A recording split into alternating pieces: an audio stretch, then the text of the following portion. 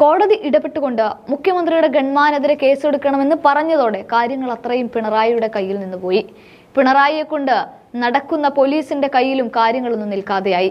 മുഖ്യമന്ത്രിയുടെ ജീവൻ രക്ഷപ്പെടുത്തുക മാത്രമാണ് ഉദ്ദേശിച്ചത് എന്നുള്ള തരത്തിൽ ഈ സംഭവത്തെ മാറ്റിക്കാണിക്കാൻ ശ്രമിച്ച പിണറായിയുടെ ചീട്ട് കീറുകയാണ് ഇപ്പോൾ കോടതി.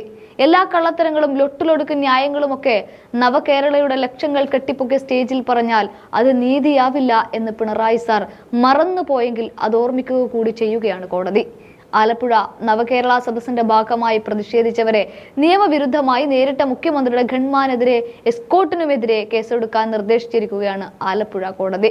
ഗൺമാനായ തിരുവനന്തപുരം സ്വദേശി കല്ലിയൂർ കാർത്തികയിൽ അനിൽകുമാറിനെതിരെയും എസ്കോർട്ട് ഉദ്യോഗസ്ഥൻ പൊറ്റക്കുഴി സന്ദീപിനെതിരെയുമാണ് പോലീസ് കേസെടുത്തിരിക്കുന്നത്.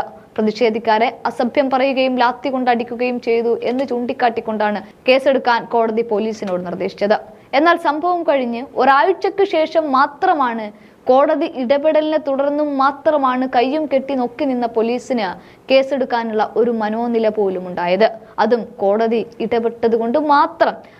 അല്ലെങ്കിൽ പിണറായി വിജയന്റെ ജീവൻ രക്ഷിച്ചതിനുള്ള പാരിതോഷികമായിരിക്കും ഗൺമാനെയും എസ്കോർട്ടിനെയും ഒക്കെ തേടിയെത്തുക. മുഖ്യമന്ത്രിയുടെ അകമ്പടി വാഹനത്തിൽ നിന്നിറങ്ങി പ്രതിഷേധക്കാരെ മർദ്ദിച്ചു എന്ന് തന്നെയാണ് FIR ഇട്ടിരിക്കുന്നത്.